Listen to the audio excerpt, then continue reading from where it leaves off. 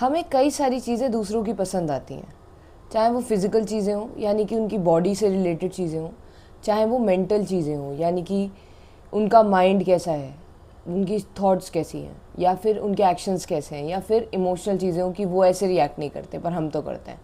और हमें अपनी चीज़ें बहुत बुरी लगने लगती हैं उसी मोमेंट में जब हम किसी और की चीज़ें पसंद कर रहे होते हैं। कई सारी चीज़ें हमें अपने बारे में पसंद नहीं होती। जैसे मेरा एग्जांपल लेते हैं, मुझे नहीं पसंद होता अपने बारे में कि मैं एकदम से चिढ़ जाती हूँ, बुरी तरीके से बोल देती हूँ लोगों से, और वो मैं नहीं देखती फिर सामने कौन है। मैं चिढ़ गई तो मैं बहुत बुरी तरीके से, मेरा कम्युनिकेशन बिगड़ता है, और ये चीज़ मुझे मेरे बारे में बिल्कुल पसंद नहीं है। और मैं जब दूसरों को देखती हूँ ना, कितने सॉफ्ट स्पोकन है, चाहे गुस्सा नहीं आता इन्हें और बुरी तरीके से नहीं बोलते, तो मुझे लगता है यार ये सब मुझे अपने बारे में पसंद नहीं है। और क्या पसंद नहीं है मुझे मेरे बारे में, कि मैं ना ज़्यादा लोगों से घुल मिल नहीं पाती हूँ। मतलब घुल मिल इन द सेंस ज़्यादा किसी के हाल चाल पूछना, किसी से और अच्छी अच्छी बातें करना, मीठी मीठी बातें करना नहीं आता मुझे। मैं अपने काम से काम रखना पसंद करती हूँ, मतलब अपने काम में परफेक्ट हूँ, एंड मुझे अपनी दुनिया में रहना पसंद है। मैं इतनी ज़्यादा सॉफ्ट स्पोकन नहीं हूँ, इतनी ज़्यादा स्वीट नहीं हूँ। और जब मैं दूसरी ऐसी लड़कियों को देखती हूँ कि जो बहुत स्वीट हैं और बहुत बबली हैं और बहुत ज़्यादा मिक्सअप होने वाली, बड़ी चाइल्ड लाइक टाइप की हैं। मम्मी आ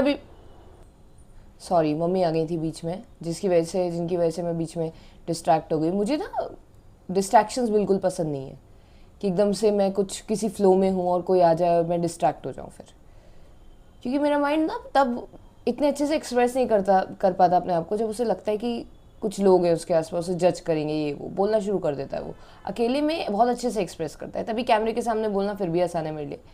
लोगों के सामने भी वैसे मैं अब अपने आप को एक्सप्रेस करती हूँ जब मैं ज़्यादा सोचती नहीं हूँ। जब ये सोचना शुरू करता है तो एक्सप्रेस करना मुश्किल हो जाता है। Sorry for the glitch. Now मैं जहाँ थी वो ये था कि अपने बारे में हम कई सारी चीज़ें पसंद नहीं करते, कि यार हम ऐसे सॉफ्ट क्यों नहीं है, हमारी पर्सनैलिटी भगवान ने ऐसी क्यों नहीं दी है, हम इतने ज़्यादा इरिटेट होकर बुरी तरीके से क्यों बोलती हूँ, मतलब मैं क्यों बुरी तरीके से बोलती हूँ, बाकी सब तो सब ऐसे नहीं है।